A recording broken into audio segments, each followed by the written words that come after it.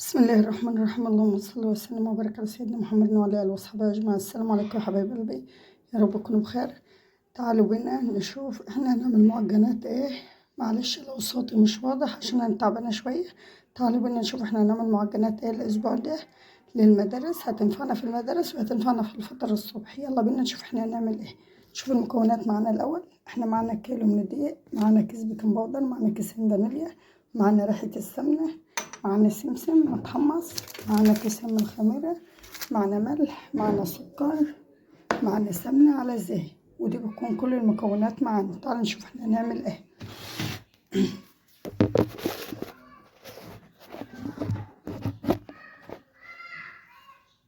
دلوقتي يا حبايب قلبي بقى احنا هنفضي البيكنج باودر بتاعنا في كيس البيكنج باودر كله كده هنفضيه، وهننزل بكيسين الفانيليا انا فاتحاهم ومجهزاهم اهو على العجينة كلها.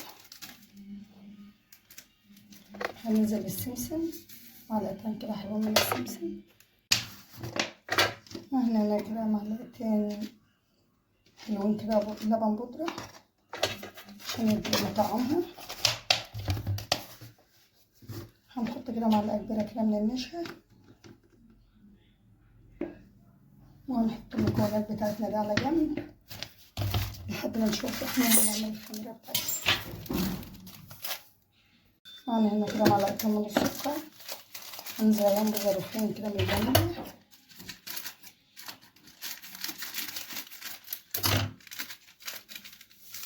ظرفين كده من الفانيليا اهو. عشان الجو بدأ يبرد فلازم نزود الخميرة شوية. كمل الخميرة اهو على 3 معالق من السكر على كوباية كبيرة كده من المية، وهنحطهم على جنب. معانا الحشوة هنا ده تمر جاي من السعودية، كان اخويا جايبهولي كده من السعودية اهو.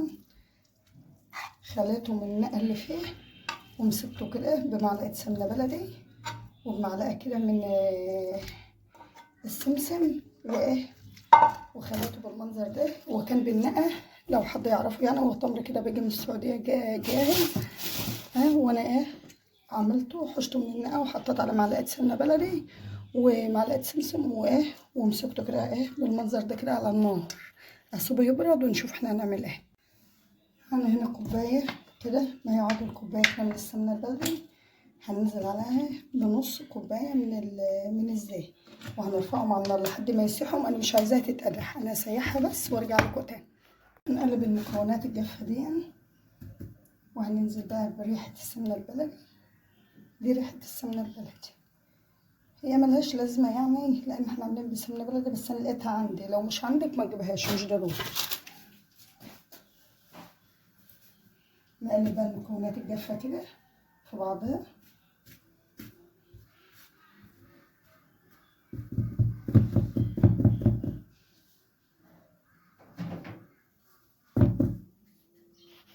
هنا احنا معانا الزيت على السمنة بتاعنا، ننزل بقى كده على الدقيق ونبدأ نبس فيه لحد ما يدينا زي الحبيبات الرملية كده بالراحة عشان انا حاسة ان هو سخن مني. تبدأ تبس بقى فيه كده بالمنظر ده كده لحد ما يديك حاجة زي الحبيبات الرملية خالص اهو بالمنظر ده كده. اول ما هيبدأ يديك كده المنظر ده كده معانا والبس بالمنظر ده كده، هنا بقى بسم الله ما شاء الله شوف الخميرة بتاعتنا. هننزل الخميرة بتاعتنا كده كلها، وهنجهز جنبنا كوباية من المية الدافية برضه. احنا حاطين لبن بودرة، مش شرط ما عندكيش لبن ما تعطليش نفسك وعجنيه بمية لو عندك لبن بودرة. نبدأ بقى نلف كده الخميرة بالدقيق والسمنة بتاعتنا كده. احنا هنبدأ نلف، مش عايزين نلف، عايزين نلمها بس بقى، نلمها بس كده بالمنظر ده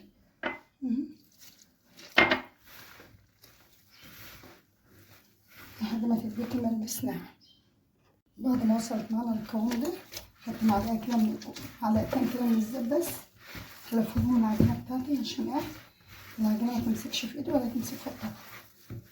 هي ما شاء الله يعني المكونات بتاعتها صح، عشان كده شوفوا طبق نضيف خالص. بس انا لقيتها ماسكه في ايدي كده، قلت عشان اسيبها اهو.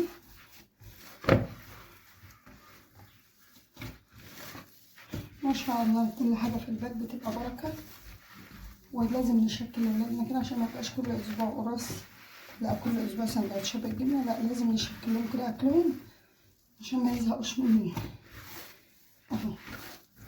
بسم الله ما شاء الله العجينه ما تعجنيش كتير عشان ما تنشفش مني. شوف العجينه ما شاء الله ملمسها لا هسيبها بقى تخمر اما اتغدى انا وولادي. انا عندي اكل من امبارح، عندي فراخ والله من امبارح وعندي معمر. هنتغدى انا وولادي ونرجع لكم تاني نشوفها بعد نص ساعه كده، نشوف هي هتبقى شكلها ايه وهنشتغل فيها ازاي. يلا حبايب قلبي يا حبايب قلبي، والله عندي فراخ مشويه من امبارح وعندي معمر. هنروح بقى نتغدى ونرجع لكم تاني. هنا انا جبت العجينه بتاعتنا وقعدت هنا اهون، وجبت البلح بتاعنا ده. هبدا بقى اشكله لصوابع كده واوريهولكم.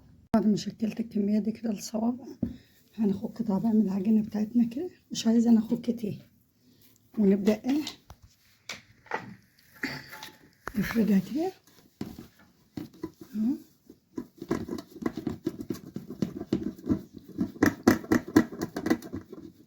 جهز الصواني تدهنها زيت، ونبدا كده نفرد كده. ممكن تجيب النشابه تفردي بيها، بس هي مش مستاهله يعني. ما شاء الله العجينه بتاعتنا طريه وحلوه. نبدا كده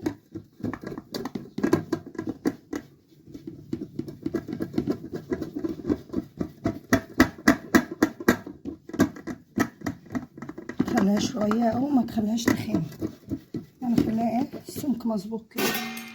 نبدا بقى نشيل الزوايد كده عشان نربعها.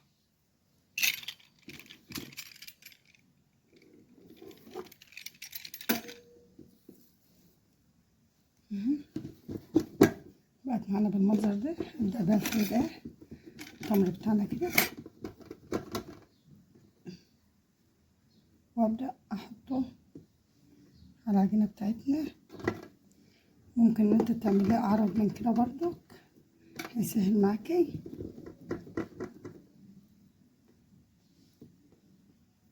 تاخدي قطعه بقطعه كده لحد ما تملي العجينه. اول ما بتحطي التمر بتاعك كده تبداي بقى تدوسي عليه بالمنظر ده عشان تدخلي التمر جوه العجينه، وتقومي راجعه تانيه كده بالمنظر ده العجينه بتاعتك.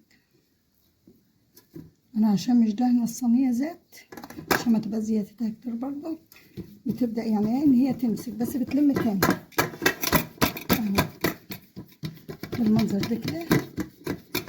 وبتشيل بقى لو في زوائد معاكي ولا حاجه، لازم برضو ترجعي تضغطي على الضغطه ده عشان ما تفكش من بعضها.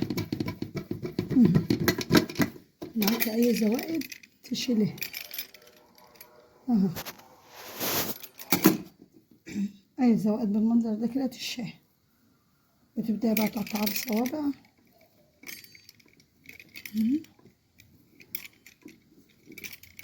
الصوابع بقى على حسبك انت عايزاها عريضه عايزاها رفيعه.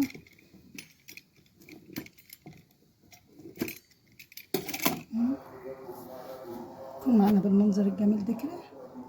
وتبداي بقى ترصي على الصينيه كده، بيكون بالمنظر ده كده. دي بتكون شكل القراقيش بتاعتنا يا حبايب قلبي. اخلص بقى الكميه اللي معانا بالطريقه اللي انا وريتها لكم دي، ونرجع تاني نشوف احنا هنسويها ازاي. ما شاء الله ما شاء الله سمكها جميل وكده حلوه، وما شاء الله التمر بتاعنا باين فيها خلاص اهو. اي زوائد كده ممكن تشيليها بايدك. يلا حبايب قلبي اخلص الكميه بتاعتنا وارجع لكم تاني. خلصنا كده، واول ما خلصنا التشكيل بالمنظر ده كده بسم الله ما شاء الله عملنا هنا شويه مدورنا هم بالعجوه برضو اهوت. اول ما خلصنا بقى تشكيل كده وخمرت، عما خلصت التشكيل كان ما شاء الله الاولانيه خمر. ابدا بقى اسوي على درجه حراره 190 لو في الفرن ده، ولو في الفرن العادي تهدم الجنوب، لو في الفرن الغاز العادي الفلاحي هتهدم الجنوب وتبدا وتعلي من تحت شويه بس تهدي يعني مش قوي، وتبداي تسوي. لو في الفرن البوتاجاز هتعلي من تحت على درجه حراره 190، واول ما تبدا تاخد لون من تحت تشغلي عليها الشوايه. اسوي بقى واخلص وارجع لكم تاني. ده بيكون الشكل الريش بتاعتنا يا حبايب قلبي اهي، بيكون معانا بالمنظر ده. وده بالنسبه للقرص بتاعتنا الجميله العسل. تعالوا بينا اوريكم شكلها من جوه. بسم الله ما شاء الله. شوفوا اهي، ده بيكون شكلها اهو. يا رب تعجبكم يا حبايب قلبي. وده بيكون شكل القرص بتاعتنا اهو. شوفوا من جوه فيها العجوه. وكده بيكون الفيديو بتاعنا خلص. يا رب يعجبكم يا حبايب قلبي.